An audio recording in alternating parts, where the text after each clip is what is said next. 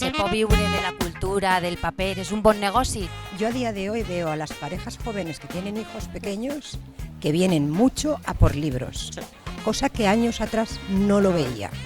A mi també m'agrada molt llegir i m'agrada molt vindre quan comenten i què me dius i sobretot si després ho acertes i venen i te diuen oi, com m'ha agradat. Fui la primera mujer que tiré para adelante en montar una copistería. ¡Tirem! Som el primer! I per què no fem un llibre en totes aquestes receptes, que no només és cuina de la vall, és aquesta cuina casolana, aquesta cuina que fan les nostres mares. Difícilment un xaval que se dedica al món de la música com a complement o al món de l'esport segurament l'allunyen d'hàbits no massa saludables.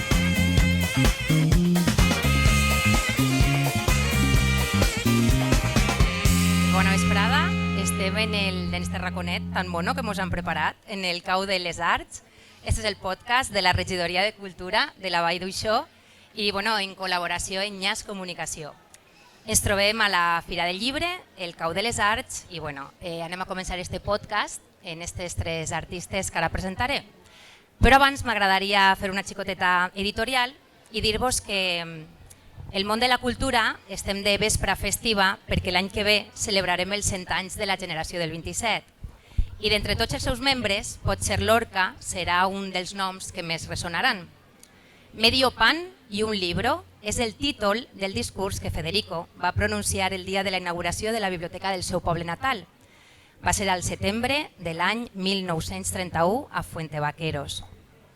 Perquè, i ara me passi al castellà, per a citar-lo, no solo de pan vive el hombre. Yo, si tuviera hambre y estuviera desvalido en la calle, no pediría un pan, sino que pediría medio pan y un libro. Libros, libros. He aquí una palabra mágica que equivale a decir amor, amor. Y que debían los pueblos pedir como piden pan o como anhelan la lluvia. Medio pan y un libro, pero no només un llibre. Peor es haber leído solo un libro que no haber leído un solo libro. L'aforisme és de Miguel de Unamuno, qui pensava que haver llegit un llibre només ens du al pensament unilateral i això ens recorda a la crema de llibres com la d'Alexandria, tantes voltes incendiada. Llegir és tenir el foc de la paraula al pensament i per això llegir és perillós. Llegir és reflexionar i avui en dia és el més revolucionari que podem fer. El meu nom és Mari Carmen Rovira i Zarzoso i esta vesprada ens trobem a la Fira del Llibre, a la plaça del Parc, que avui es transforma en la nostra biblioteca d'Alejandria. Medio pan i un libro o 1000, perquè avui anem a parlar de llibres i de menjar, de patrimoni cultural i gastronòmic en Teresa Castelló. Però abans deixem-me presentar-los a tres capitanes generales, diria jo, de la cultura de la Vall d'Uixó. Elles són Maria Aznar, són Txelo, de Multicòpies, i Mari Carmen, des de Garra Barbera, les nostres llibreteres, les llibreteres del nostre poble. Bona vesprada, xiques, com esteu? Molt bé. Maravilla. Molt bé. Anem a començar en la primera pregunta. Tingueu en compte que estem gravant un podcast per l'Ajuntament, la cosa té que ser super seriosa, ¿vale? I la primera pregunta té que quedar polida. Jo vos dic, és el paper tan sofrit com diuen? El paper lo aguanta todo? Se pot viure de la cultura? Vale, al 100% no. No. Se pot viure, però a la gent, sobretot als autors i tot, es costa molt de començar i de que la gent s'agarre a les seues novel·les. Entonces, quasi que tots es tenen com dos treballs fins que ja al final triomfen un poc i poden viure de la cultura. Anem a enfocar-ho més en vosaltres, en els vostres negocis. Se pot viure de la cultura, del paper? És un bon negoci? Tindré una papelería, librería, copistería. A ver, yo he vivido del papel. Yo he vivido del papel. Sí. Pero sí que lleva razón Mari Carmen. El libro es un soporte al comercio. Un soporte muy importante, ¿eh? Muy importante. Cada vez se lee más, también es cierto, ¿eh? Parece que no, ¿verdad? Pero sí, cada vez se lee más. Pero bueno, el papel es importantísimo. En mi vida, importantísimo. Para mí también. Necesito la papelería para apoyar un poco al libro y lo que ha dicho Txelo. Yo a día de hoy veo a las parejas jóvenes que tienen hijos pequeños que vienen mucho a por libros, cosa que años atrás no lo veía. Creo que esto, la gente joven está más involucrada Està y está cambiando y Que va a ir sabíeu a que jo he bien. fet els deures, va vindre així, fer l'entrevista, me l'ha currat i actualment el 67% dels llibres que se venen en Espanya se venen en llibreries Sí. i pel contrari el 32% se venen per internet. A més, la indústria del llibre és la que més factura de totes les indústries culturals com puga ser el teatre o com puga ser el cine. És a dir, jo trobo que n'hi ha futur. Larga vida al llibre. Larga vida. Bé, anem a parlar de la indústria del llibre, continuem, i del seu paper en el desenvolupament de la cultura d'un poble. No n'hi ha dubte de que tenir una llibreria al cap i a la fi és un negoci, perquè al final de mes n'hi ha que pagar factures. I cal desmitificar la bohèmia cultural d'això de vivir de l'arte. Podríem dir que no són gigantes, mi senyor, tampoc són molinos, són les nostres llibreries. Ara bé, com ja heu dit, els números ixen a final de mes, però fins a quin punt sou conscients de tot el benefici intangible, inmaterial, que com a llibreteres heu aportat al poble? A ver, yo lo que intento es inculcarle a los críos que leer es muy importante, ya no solamente por el libro que están leyendo, sino por la comprensión. Cuando llegue un examen, lo que han estudiado lo tienen más comprendido que uno que no lee. Por la palabra, tener mucho más vocabulario, faltas de ortografía. Yo les inculco eso a los niños para que vean lo importante que es leer. Me funciona. ¿Vosotros xiques? Es un trabajo acorde con los profesores, o sea, vosotros hacéis mucho trabajo desde los centros, mandando libros, es verdad, es todo para los niños. Y sí que es cierto, pues lo que dice María, es muy importante ir inculcando la cultura. Y vosotros lo hacéis, y la lectura. Muy importante el papel. Gràcies, Txelo. Bueno, jo sí que el que puc dir és que fa uns quants anys sí que pareixia que s'havia estancat un poquet la venda del llibre, però ja ne portem molts, tal com han comentat Maria i Txelo, que tant els xiquets xicotets com en l'edat de 10 i 12 anys, que són xiquets que antes no llegien, ara o bé de futbolíssimos o bé de lo que siga, però sí, però ho llitgen. Entonces es agrada molt. I després els adults també n'hi ha molta gent que ja s'enganxa molt a llegir. A mi també m'agrada molt llegir i m'agrada molt vindre quan comenten i què me dius, i sobretot si després ho acertes i venen i te diuen oi, com m'agrada. Que bé. O sigui, això està superbé i t'ompli molt, quasi més que vendre el llibre, el que després és agrada el que tu has recomanat. Anem a parlar ara cas per cas, ¿vale? Txelo, voy a por ti. Más de 30 años de negocio. Más de 30 Te años. fuiste a Barcelona a investigar el mercado, a hacer un estudio de mercado, a ver cómo estaba la cosa Sí. del mundo de las copisterías. Me fui a Valencia. En el currículum que me ha pasado ponía Barcelona. Me No fui a pasa Valencia. nada. A la terreta. En el año 1996, 1995. ¿pero qué está pasando aquí con los Pues, papeles que me han pero pasado? yo te voy informando. Vale, pues no pasa res, está maravilloso. Abriste la maravillosa Yo abrí Multicopias. en 1996, 96. pero la idea empezó a madurar en 1995. Pues no estamos tan mal, estaba bien. Hombre, ya, pero ni me fui a Barcelona. Nos ha faltado un poco de coordinación. Vale. Sí, muy bien. Han sido unos años muy felices en mi vida. Cabe mencionar que estabas en el sitio Sí. exacto entre los dos institutos, Sí. el Botánica Vanilles. Fui la primera ¿Y el Honori? mujer, siempre lo digo, porque fui la primera mujer que tiré para adelante en montar una copistería. Estaba Mecanográfica Levantina, solo. La Avenida Suroeste. Y entonces, pues nada. Y la papelería vino pues porque tenía una papelería detrás y la señora no devolvía nunca y daba chicles y entonces no voy a decir nada más. Entonces, una cosa llevó a la otra. Tú me puedes traer este boli, tú esto, o sea. Y de ahí vino la papelería, pero yo empecé copistería.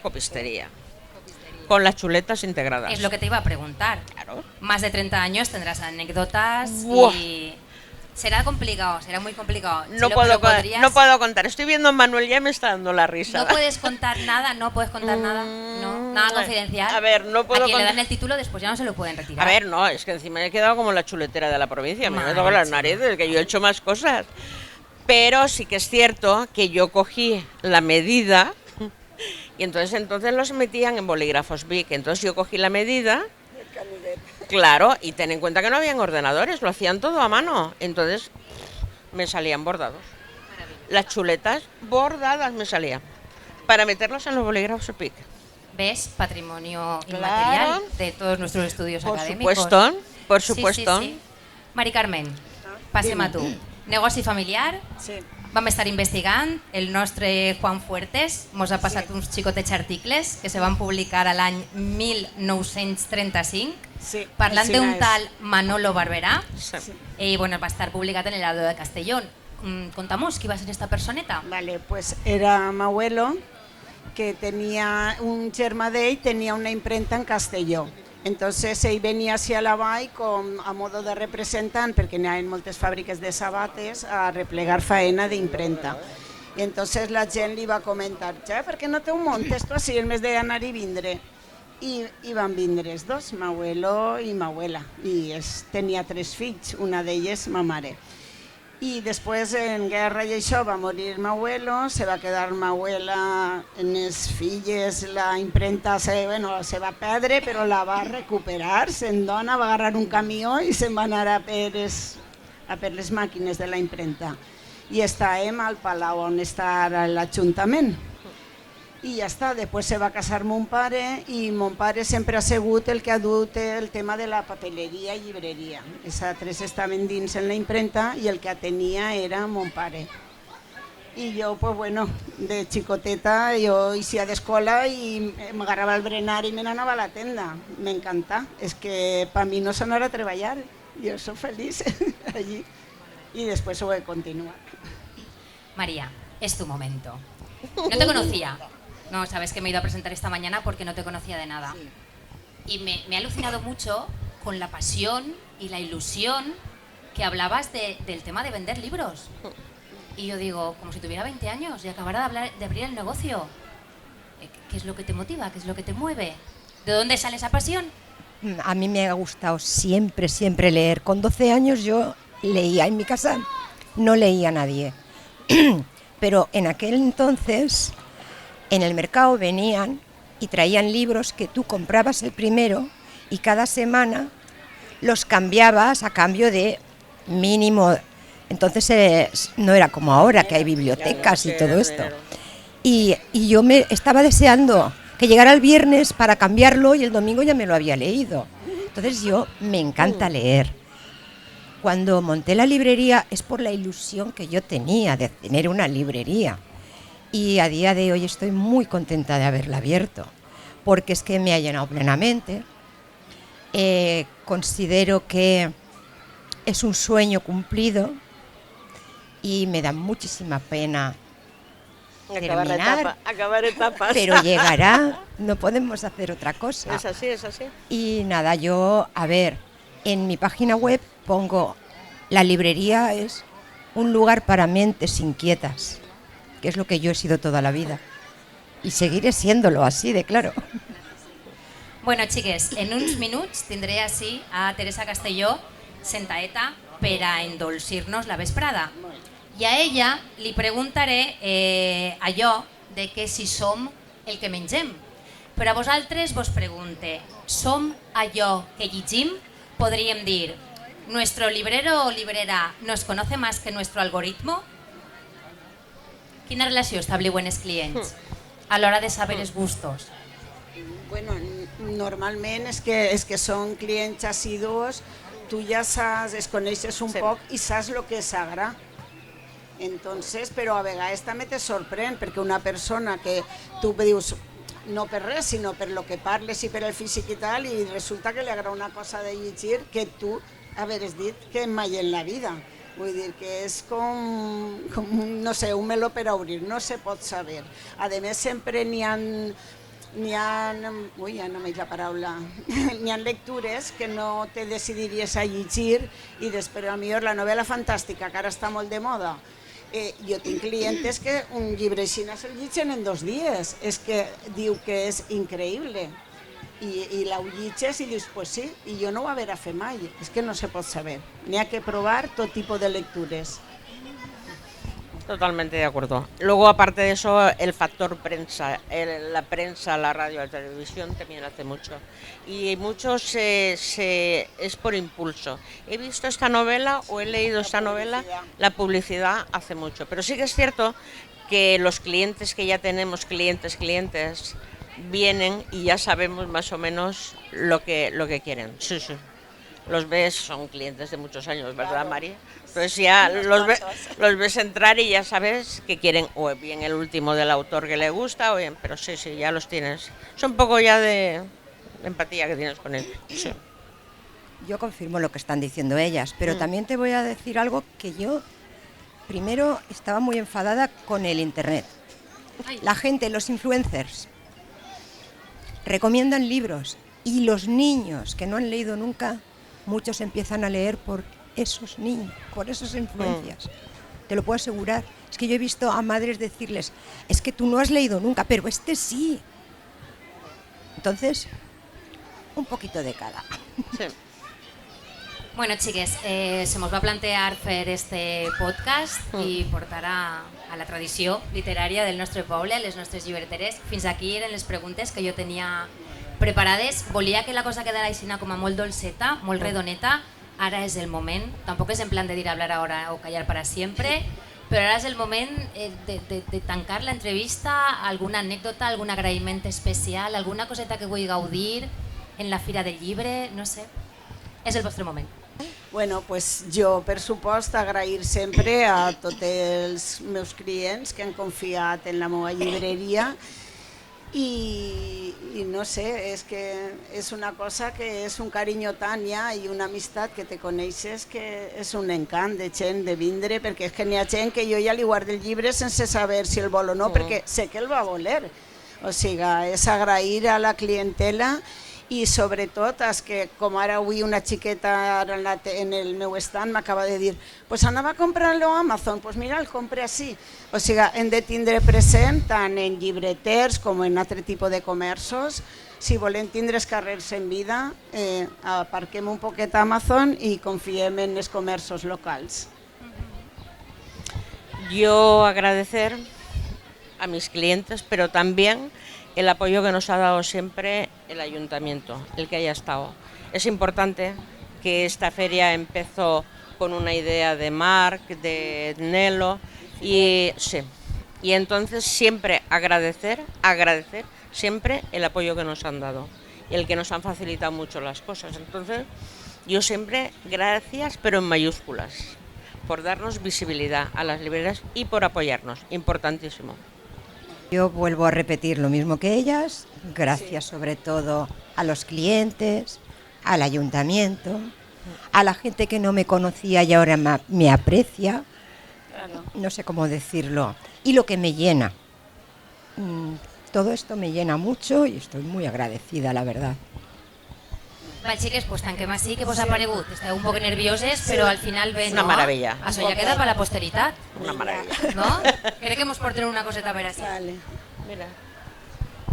Des de la Regidoria de Cultura volem agrair-vos la vostra participació en la vida cultural de la ciutat i també transmitir la nostra estima. Gracias, María José. Gracias, guapa. Moltes gràcies. Igual, ficaré tot juntet. Bé, doncs aquí tanquem la mitja part d'este podcast de la Fira del Llibre, del Cau de les Arts, y bueno, recordar que la cultura siempre guanya. Dime. Seguramente el mío ha sido este año, y el de Mari Carmen y el de María. Entonces hay que hacerles una mención. Ya, pero... Sí. Grandes compañeras. Vale. Sí. Pero eso vos ha dicho, ¿voleu dir algo al grandes, además nos hemos llevado... alguna cosa? Mira, Mari Carmen está emocionada. No, es que no quiero decir nada porque se me salta la lagrimita, pero bueno, pues será mi última feria como autónoma. Sí. Pero bueno, hay que dejar paso a la gente joven, todo siempre. Continuará y por aquí seguro que nosotras, dando guerra, vamos a estar. Vamos a estar. Muchas gracias aportando por toda una vida, pero vaya, sí. no lloro. Ese sí. Bueno, i mos falta també Juana García, que no ha pogut vindre, No, però está de Juana viaje. també... Está de viaje. Somos competencia, pero compañeras. Somos compañeras y amigas. Siempre nos hemos apoyado. Esa es nuestra Todas. frase. Todas. Competencia, pero Sí, compañeras. siempre. Y lo que le falta a una, oye, me falta esto, yo lo tengo. Eso es muy bonito, ¿eh? Eso no todo el mundo lo puede decir. Sí, todos los negocios Sí. no tienen el No. compañerismo que No, nosotras nosotras tenemos. lo hemos tenido siempre. Siempre. Y nos hemos Muchísimos años. Siempre. Tenemos el grupo y nos ayudamos en lo que haga falta. Y nos queremos y nos ponemos de comida y lo que de haga todo. falta. Pues sí que es moltes gràcies. Moltes Gràcies per la gràcies. part que me toca. Y A ti. gracias por Gràcies. invitarnos. Ha sido muy chulo. Gràcies. Hasta luego. Gracias, Mari. Tot aquest monolit és poc per a fer homenatge a l'historiador de dret i jurista. Arcadi no sols va ser un referent en l'àmbit acadèmic, també en el poble i en el món cultural. Va estudiar els Furs, membre de l'Institut d'Estudis Catalans i del Consell Valencià de Cultura. Premi de les Lletres Valencianes, Creu Sant Jordi de la Generalitat de Catalunya. I va ser clau en la creació del Centre d'Estudis Ballers, d'Acció Cultural del País Valencià, de la Universitat Jaume I i del Reglament de Funcionament de les Corts Valencianes. Ai, Arcadi era de categoria, però veiem si la gent sap realment les curiositats de la seva vida.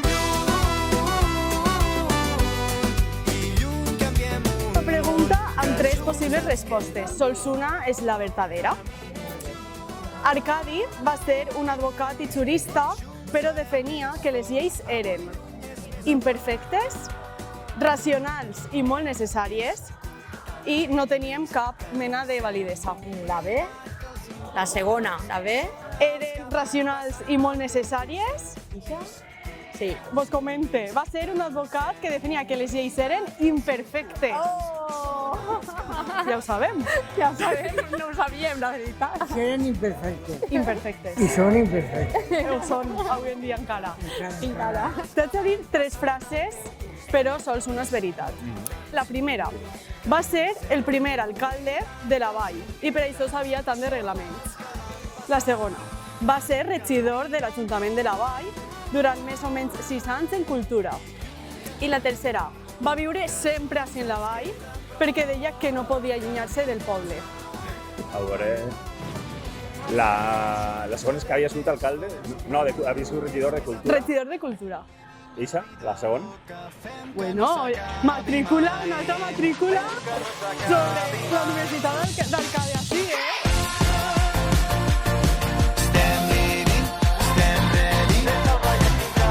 Te vaig a donar 3 preguntes, 3 afirmacions i me dius si és veritat o fals. És en format ràpid. Vale.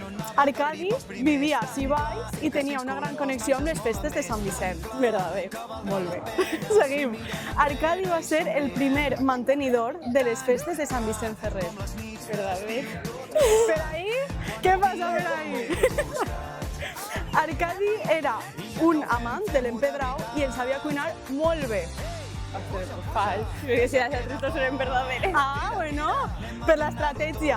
Seguim per l'estratègia. Molt bé, has encertat les 3. Així que, altra matrícula d'honor. Teniu una pissarra a les vostres mans i m'heu de descriure la resposta que creu que és. La primera és, el personatge històric preferit d'Arcadi García va ser, comença per Xota. Comença per Xota. Personatge històric. Sí, ja tenim una resposta. Personatge històric que comença per Xota. 3, 2, 1, tirem. Som el primer, molt bé! Molt bé, doncs ho has acertat. Espero que no s'estiguen copiant així mentre jo vaig llegint. La segona pregunta és, el seu plat de menjar favorit eren els? Comença per M. A veure, plat de menjar favorit... No sé si lo he escrito bien. Tirem, jo crec que està correcte, però a veure, què està passant així? Com ho sabíeu, això? Com ho sabies? És una carrolla que m'ha molt. L'última ja. El seu major desig era conduir... El què? El seu major desig era conduir... Què cosa? Què voldria conduir, Arcadi? Con ninguna letra. Clar, sin ninguna letra. Què voldria conduir? Vinga, va, tirem. A veure... un Ferrari i un coet espacial. Ell era més humil. Una moto. Era més humil, Arcadi. La cançó que arribi quan no arriba l'aire i en el moment més vulnerable ens ajuda. Ja siga pel seu amor als macarrons, estudiar la regulació de les relacions privades o no tenir clar si cuinava amb pedra o no, Arcadi ha estat una persona clau per a moltes de les institucions i entitats que avui conformen la vall i el territori. Així que posem-nos les piles i almenys intentem fer com ell, perquè jo també vull que me recorden amb un monolit enmig de la Fira de Sant Vicent. Val, me diuen que ja estem preparats per a la nostra segona part del Cau de les Arts, així en la plaça del Parc, en la Fira del Llibre 2026, gràcies a la Regidoria de Cultura de la Vall d'Uixó. Parlem ara de patrimoni gastronòmic, de cuina, de menjar, de fartar, perquè no només de paraules es nodreix el pensament, també necessita de l'aliment, els fruits que la terra ens dona i creixen al nostre voltant. D'esta manera, la parla, la llengua i la gastronomia es vinculen al territori i arrelen al caràcter de la seva gent. Fins i tot podem dir que hi ha persones que són més bé agres, d'altres que parlen en paraules dolces, i tots coneixem algú d'ací de la vall que és un desalat. M'acompanya Teresa Castelló per a endolcir-nos la vesprà en companyia d'estes manjòvenes, de Pilar Prades, no? I la cuca amb fulles de Peranso. Bona vesprada, Teresa, com estàs? Bona vesprada, molt bé. Sí. Bé, és el moment de parlar un poquet del currículum que m'han passat. Anem a fer un mini resum, ¿vale? Perquè la veritat és que era bastant extens. Direm que Teresa va néixer l'any 1958 a la Vall d'Uixó i que de sempre ha estat lligada a les activitats culturals i cíviques del municipi. La Colla va ser una associació cultural de l'any 1974 en la que feien cinefòrum. Feien cinefòrum i ella venia a les entrades per al Teatre Calderón i per a les projeccions del Botànic Cabanilles, del Cabanilles. I cal dir que ella venia a les entrades però que era menor d'edat. És a dir, venia a les entrades però després no podia quedar-se a veure les funcions. Ni una. Mare. Bueno, passem als anys 80 ja. Als anys 80 forma part del grup de teatre Capellades, un grup de teatre que encara existeix, i va fer les gestions per la que la Moleta fora la nostra primera escola en valencià de la Vall. També va ser presidenta de l'AMPA i bé, i coordinadora de l'AMPA de la Vall d'Uixó i del Consell Escolar, molt implicada en l'educació. Passem als anys 90, he dit que no va fer una xicoteta síntesi, i és coordinadora de la Plana Baixa de la Festa per la Llengua, que sempre se feia en el Pinar de Castelló i ella en l'any 1992 va aconseguir que se fera per primera vegada en la Vall. Sí. I des d'entonces ara se fa en cada poble. Efectivament. I ara estem tu i jo així en vez d'estar en Villarreal, que estan fent la Festa per la Llengua i d'ací un rato tocarà la fumiga. I així estem parlant de llibres, així estem. Bé, ara després m'on anem, agarrem el cotxe i m'on anem per allà. També als anys 90 va ser fundadora d'Esmara, en ajut al poble saharaui, i bé, també molt implicada en la Junta de l'Escola Cantorum, va entrar en els anys 90 i després serà presidenta entre el 2006 i el 2014. En l'any 2017 va ser nomenada Cavaller de l'Any de l'Associació Cultural Dames i Cavallers d'Uixó. I bueno, jo crec que ja és moment de parlar de lo que estem així, perquè jo crec que de currículum ja ho tenim bé. Massa. Bé, a l'any 2018 publica en la seva filla Mercè Font en un plat rodejat de muntanyes. A mi m'han dit que és el primer recetari de recetes de la Vall. Home, jo crec que sí que és el primer. És que, a veure, tot això va néixer perquè... Està per ahí el llibre. Està ahí. És este. Sí. Tot això va néixer perquè jo tenia la llibreta de les receptes de ma mare, conforme anava guisant anàvem apuntant, perquè m'agrada molt guisar. I quan, més o menys per aquesta època, vaig decidir anem a fer un llibre per a les meves filles i els meus nebots, perquè tingueren les receptes de l'abuela, no? I Nalo Navarro, el jefe de Trencatimons Editors, que està ahí acompanyant-nos, va dir, i per què no fem un llibre en totes aquestes receptes, i així no només que siguin per a les teues filles i els teus nebots, sinó que tot el món que vulgui puga saber aquesta cuina tan tradicional, que no només és cuina de la Vall, és aquesta cuina casolana, aquesta cuina que fan les nostres mares com a cuina de subsistència. Nelo, gràcies per la idea i la cosa va anar tan fantàstica que a l'any següent, en l'any 2019, se va publicar A ningú li amarga un dolç. Un llibre pel règim. Efectivament, ideal. Pa mainar. El que sí que vull dir jo del primer llibre és que van fer 2 edicions perquè ràpidament es va agotar i la segona edició s'ha esgotat també. Teresa, estem gravant un podcast per l'Ajuntament. És el moment de ficar-nos seriosos. La primera pregunta és la més fonamental. Tu eres més de salat o de dolç? De salat. Eres més de salat. Sí. Per algun motiu? No sé, però a mi és que la coca amb tomata, per exemple, la tortilla de credilla me torna... És més que el dolcet. Sí. Bueno, llegint la teua vida, aixina en abstracte, el teu currículum, que l'hem resumit abans, has vinculat sempre la llengua, la gastronomia i la música. 3 elements vertebraors de la cultura valenciana. Abans em parlar de llibres, he preguntat a les llibreteres, som allò que llegim? A tu te pregunte, som allò que mengem, els valencians? Hòstia, jo no sé tant. Jo no ho sé.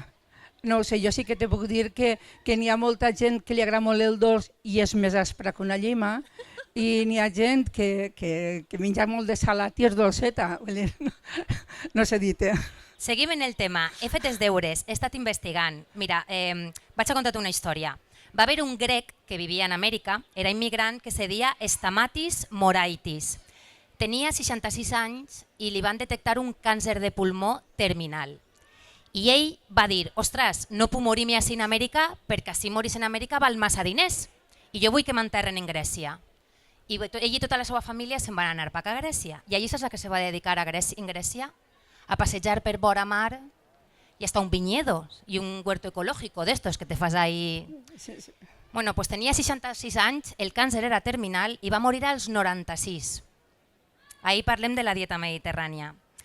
Així que, bueno, gràcies a ell, la Universitat de Barcelona té uns estudis especials d'un institut que se diu el Longevity Institute i diu que al Mediterrani n'hi ha determinades zones blaves, de fet se diu així, en la que, per exemple, en illes com Sardenya o en Icària, 50 de cada 1.000 habitants acompleixen els 100 anys. També es parla de que cada volta més tenim el gen de los 90 anys. Te pregunte, és el menjar el secret de la longevitat? Menjar a la manera mediterrània creus que ens fa més feliços i viure més anys? Home, jo la resta del món no ho sé, però que nosaltres, la majoria, vivim feliços i arribem a una certa edat, per alguna cosa deu ser. Per l'alimentació, perquè ens encanta ajuntar-nos en gent per a fer torraes, paellons, per a l'esmorzar. I el sol, i eixir a l'aire. I el menjar, si és compartit, sempre és millor també. Molt millor. Sempre és millor. I ben acompanyat, no només menjar, han de beure. Sí, també. Ai, és veritat. Teresa me deia que ens ha faltat la misteleta. Si algú per ahí... No sé. Jorge, la misteleta. No sé. Bo, continuem. Avui en dia s'estila molt el que diem de... Abans ho has dit ja, no? Que cuinaven les nostres iaies, les nostres mares, en el que tenien en casa.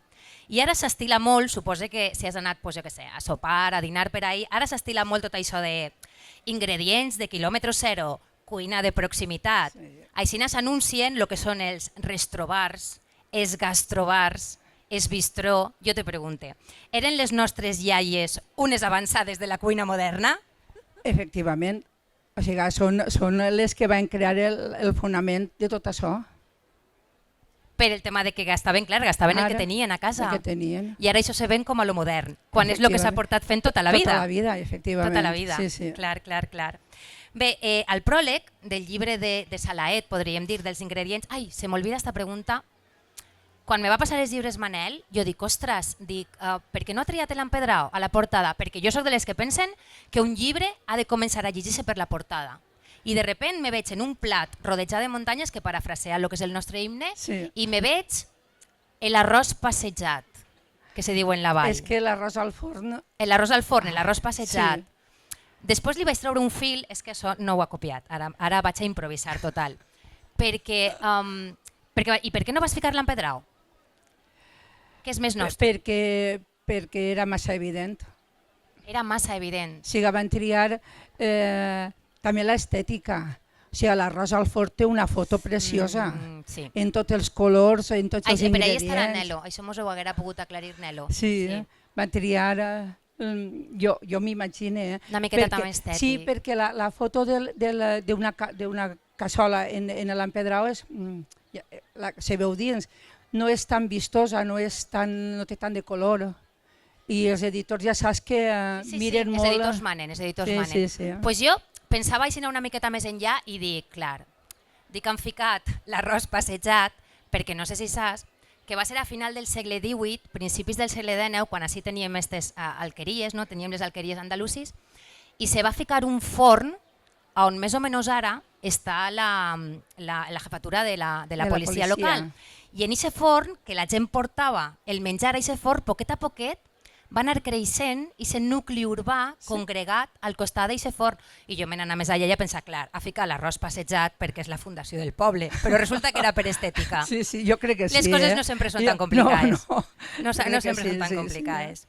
Bueno, la relació, el pròleg, és la pregunta que anava a fer, la cinquena, el pròleg anuncies que els ingredients de cada recepta són només una base, una aproximació, i que després, això ho fiques tu en el pròleg, cada família les adapta, convertint el que són aquestes recetes en la cuina de casa nostra. Jo te pregunte, conta'm les particularitats de ta casa. Tens alguna receta especial? No, totes les receptes habituals en ma casa són les que estan en aquest llibre, en els ingredients que estan ahí, però sí que és veritat que cada un en sa casa se les adapta. Jo tinc amics que l'arròs al forn el fan en llangonissa de Pasqua. Vull dir, és que... Ma mare no li fica tomata. Clar, n'hi ha gent que no li posa cigrons, és que... Depèn.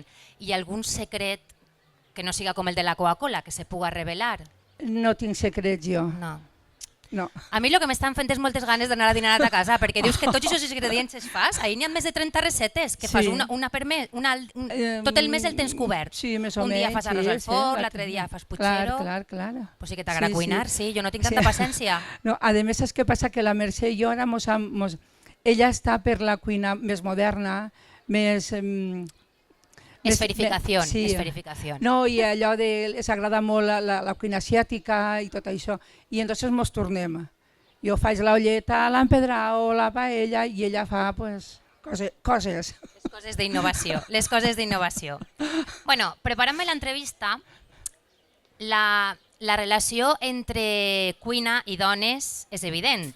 Com tu bé sabràs, les dones cuinen tots els dies, menys el diumenge, que és el dia de festa, i fa la paella l'home. Bueno, hasta ahí jo dic, la relació... Qui fa la paella en ta casa? Jo o la Mercè. O sea que tu 24/7. No, però no tenim l'obligació de fer paella tots els diumenges, no som d'aquesta classe de cases que el diumenge si no n'hi ha paella no és diumenge. Jo te dic que si no tinc un diumenge paella, és com mala sort. Tota la setmana següent me va malament. Dilluns i maig ja comencen el peu tort, jo. Si no tinc paella, és diumenge, no? És veritat, a mi me passa. No sé... No, en ma casa no, És algo molt fetitx, lo de la paella. És possible, sí. Bueno, pues la relació entre dones i cuina és evident. I després també m'ha ficat a pensar, i la relació entre literatura i dones és una miqueta més capciosa, però també és evident. Perquè si parlem de que són les dones les que a través dels segles, generacions i generacions, hem passat el que era la literatura oral i que després els homes van ser els que van transcriure i ho van posar per escrit, i la tradició oral que a tu t'han passat les dones, la tradició oral, el que són les recetes, ara parlarem d'elles, i resulta que ja me'n vaig més allà i pense que també hi ha relació entre la pintura, la cuina i les dones. Perquè aleshores pense jo en Clara Peters, una pintora del segle XVII de Països Baixos, que és meravellosa, no sap ningú qui és, però ella només pintava bodegons, clar, perquè les dones no podien pintar ni cossos nuos, ni pensar-ho ni ensomiar-ho, ni exteriors, és a dir, només podien pintar retrats familiars o sobretot bodegons, coses de menjar, coses de cuina, altra volta la relació entre les dones i la cuina. I ella se pinta en algunes copes d'or i veiem la seva careta, però una minúcia. I sí que fica el seu nom, per exemple, té un quadre en el Prado que ella fica el seu nom en el cobert, i per això sabem que és Clara Peters, però ja no sabem res més d'ella. Tu has tingut la deferència de les teues recetes, és que el llibre de dolços, de A ningú li amarga un dolç, has ficat el nom de les dones, tenim dones de Vilavella, tenim dones de Fondeguilla, que t'han passat la receta, i m'ha paregut meravellós. I ara m'agradaria que me parlares d'aixes dones. Dones i algun home, Mira, doncs els homes jo crec que feia així i es passava. No, algun. És que van voler, el primer llibre està clar que són les receptes de casa, no? Però el segon van voler ampliar una miqueta més perquè en Fondeguilla sabeu que lo de les orelletes és una cosa molt important. Després a la Llosa n'hi ha un forn que fa uns pastissos de cacauet que són espectaculars. En Nules tenen la tradició de les coques estes que porten en la professor i van voler això, incluir-les una miqueta més. La majoria són dones o receptes de cases i n'hi ha alguna que són, com la de Nules i la de la Llosa, que són de forns que es dediquen a fer això. I de les personetes que mos fiques el nom, vols destacar alguna? La tia fulanita de no sé què, la tia de tal... No, són totes importants, no se destaca ninguna. I vas anar a buscar-les a casa, sí, a tocar-les a la porta. Sí, però ja sabies que feien la recepta tal i que cuinaven bé, ja t'ho havien xivat. O que la meva veïna, i escolta, que tu me diràs, ai, doncs mira, aquella fa un no sé què que és magnífic. Doncs a buscar-ho. I una pregunta més íntima, més redoneta, alguna recepta que tingues especial carinyo per la teua iaia o per la teua mamà? Me tens que dir una de saladet i una de dolcet. A mi de dolç la que més m'agrada és el prim de figues.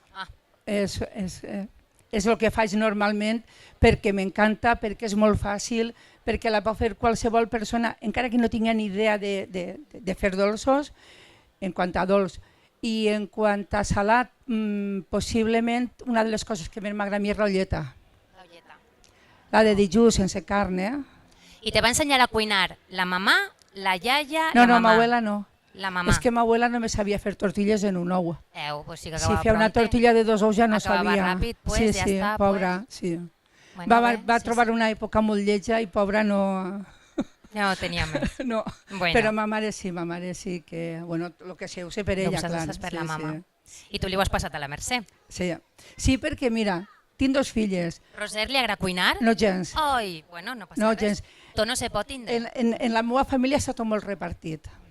Mercè i jo guisem, la Roser ho tasta tot i és la que ens diu que li agrada, i Josep és el que ens fica la lletra ben ficar a tot això. És el de Masterchef, no? Ell és el jurat. I ara que estem parlant de Mercè i Cocina Fusión, podria haver un tercer llibre, Cuina de la Vall, Cocina Fusión? No està... Nelo no està. A veure si mos sent. No mos sent, està xerrant. I s'anima. I s'anima Trencatimons Editors a fer més coses, per nosaltres encantats. Esteu ahí, esteu superdispostes a seguir escrivint sobre gastronomia. El que faci falta. Al principi de l'entrevista vinculàvem la llengua en el territori i en la gastronomia.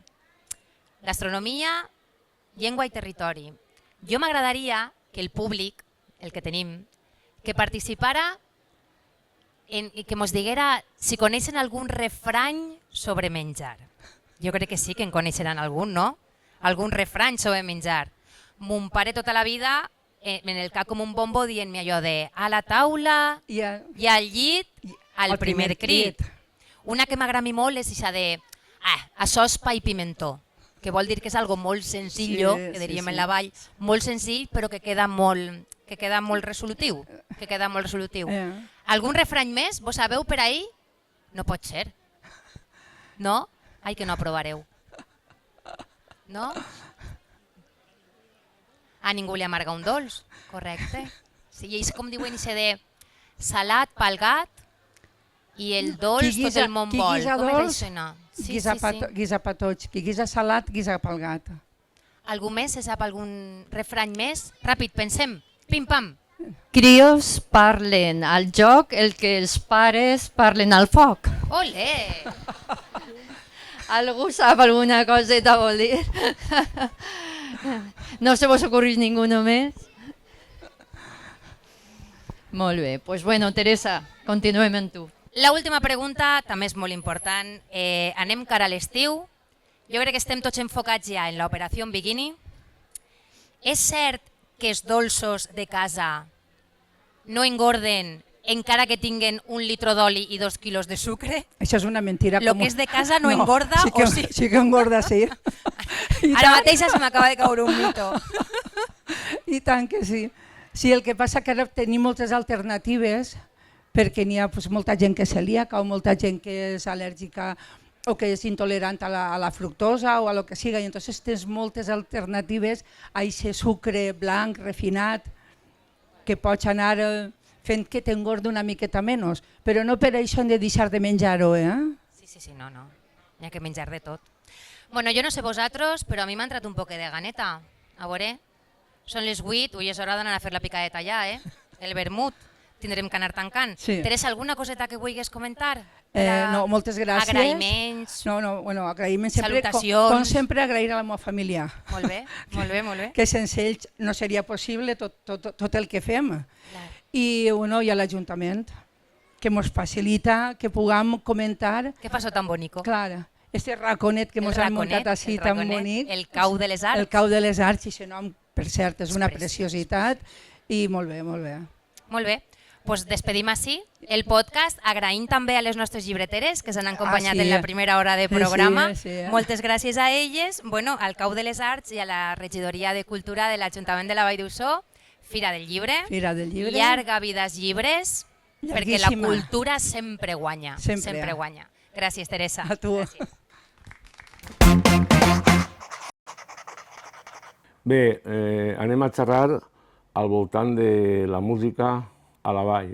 Si hauríem de posar-li un títol a aquesta xerradeta, permetiu-me que canviara la música a la vall per la música i la vall.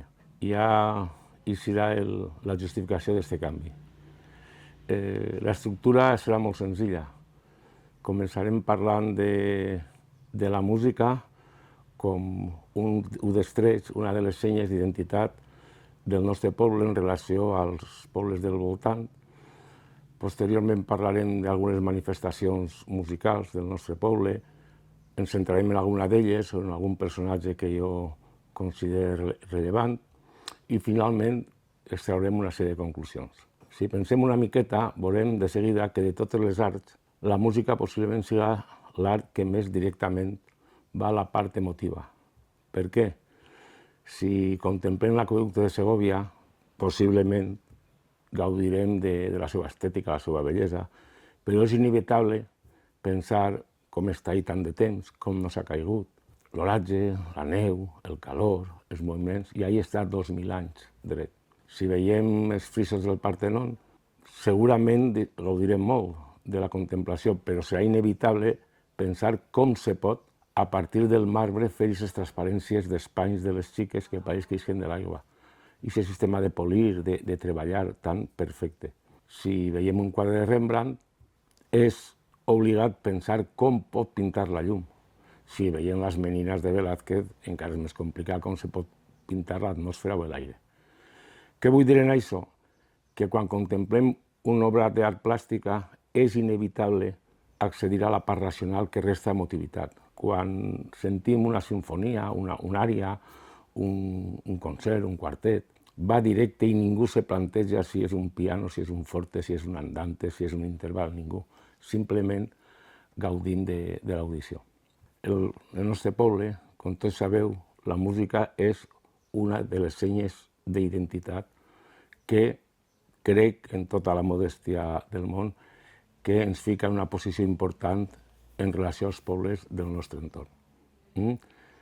N'hi ha un muntó trets en el nostre poble, per exemple, quantes vegades han visitat per ahir i ens han dit algú dels pobles del voltant. Que eres de la vall, xa?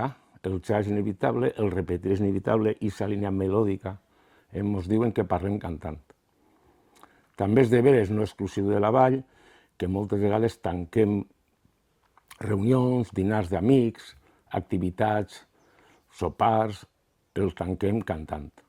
Això és un fet prou mediterrani. I moltes vegades també acompanyem a les tasques quotidianes o inclús al treball en cants. Estudiant l'himne de la vall, parlant d'una autoritat per a mi al voltant del tema, me va explicar que en la segona estrofa, quan el tenor canta té per porta la mar llevantina, per darrere el bombardier està fent un contracant. I aquest contracant és aquesta música desinvolta que la crea en aquest moment el llaurador que va al camp, que agarra l'haca i se'n va al terme a llaurar. També apareix aquesta melodia desenvolta en un pas doble de Ramonet, que no se toca mai en la vall, un pas doble que es diu Vall d'Uxó, que el trio també té referència a aquesta melodia.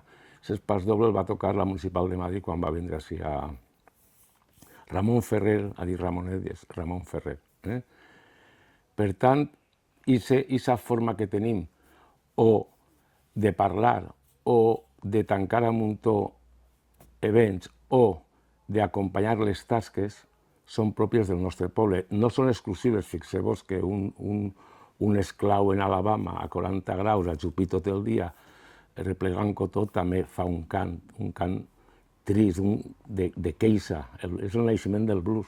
També s'acompanya aquestes formes de cantar, d'expressar-se per a minimitzar l'esforç o el treball. Bé, com a manifestacions musicals en la vall tenim moltíssimes. Tenim els cors parroquials, tenim el cant de l'Aurora, tenim el cant de Curruca, l'orquestra Vivaldi, la polifònica Serra d'Espadà, la rondalla, per suposo les bandes de música, els grups musicals que coneixeu els més majors, Mobras, Cròptonos d'Uxó, Libèl·lules, inclús ara estan apareguent per part de gent jove els revitalitzaris o els grups de música moderna. Vull aprofitar este vídeo per a dir que n'hi ha quantitat de coses que desconeixem d'una importància bàsica. Per exemple, la rondalla va ser dirigida, la rondalla en un primer moment era la rondalla Segarra, que naix en la fàbrica, i va ser dirigida per Estanislau Marco. Que poqueta gent de la vall sap que Estanislau Marco era baller, va ser alumne de Tàrrega i a més va ser professor de Narciso Yepes. Narciso Yepes, junt a Andrés Segovia, han sigut els dos instrumentistes que han portat a la guitarra clàssica al cim, introduint-se com a instrument de concert junt a bandes sinfòniques. I un dels professors de Yepes va ser Estanislau Marco. Bé, de totes aquestes manifestacions musicals que tenim en la vall, vull destacar una, per desconeguda i per important, l'Aurora. Els cants de l'Aurora són els cants que es fan previs al Rosari, cants a capella, sense música, de temàtica religiosa. No se sap l'origen, pot ser sardo, pot ser mossara, pot ser gregorià. És prou comú en el món mediterrani. Són cants que n'hi ha datacions del segle XVII i aquests cants de l'Aurora han anat apareixent, igual que el Guadiana, i desapareixent al llarg de la història. La nostra agrupació d'auroreros crec que mereix un reconeixement perquè és modèlica, i us explicaré per què. L'Aurora va anar perdent-se, en els anys 60 va anar perdent-se. I una vesprada d'estiu, en un dels xalets que n'hi ha en la font, en Sant Josep, Vicente Peirats Montón, el mestre de la música de la Unió, en aquella època, en el Tío Rubio se fica a cantar unes coples. El fill, Peirats Aragó, músic, ho sent, pregunta què és i li expliquen que això se feia abans i tal. L'home té prou formació musical, comença a escurar la panxa del Tío Rubio de son pare i recupera aproximadament unes 40 coples. 40 coples que se canten en 7 tons distints. Per tant, hi ha 280 formes distintes de cantar. Els baixos, la bona, la llarga, n'hi ha un muntó. Ha parat en el tema de l'Aurora perquè fa uns anys se li va fer un homenatge a l'Aurora en la vall, ahir en el Teatre Municipal. Van vindre algunes aurores i de mantenidor, de conferenciant, de ponent estava Vicent Torrent, del membre d'Altall, una autoritat en el món de la música popular. I va dir el següent: l'Aurora de la Vall és modèlica, és la que m'ha impactat d'entre totes les que tinc en la fonoteca de la conselleria. Per què? Perquè generalment les aurores, quan se recuperen, les recuperen els pàrrocs de les esglésies. Els pàrrocs se formen en els seminaris, i en els seminaris n'hi ha professors de cant professionals, que els ensenyen a cantar de forma acadèmica. La A aixina, la E aixina, a col·locar la veu i els òrgans de fonació. I aquesta intervenció per a Torrent és perniciosa. I l'única aurora d'esta zona que ha respectat el cant del poble natural, no acadèmic, com ell diu, a gola oberta, és l'Aurora de la Vall. Per tant, jo volia ficar en valor, que es diu ara, el treball de Peirats, sobretot del fill, que és el que la va salvar, la va recuperar, i la va ficar en una situació que avui és un model per a totes les aurores de la Comunitat Valenciana.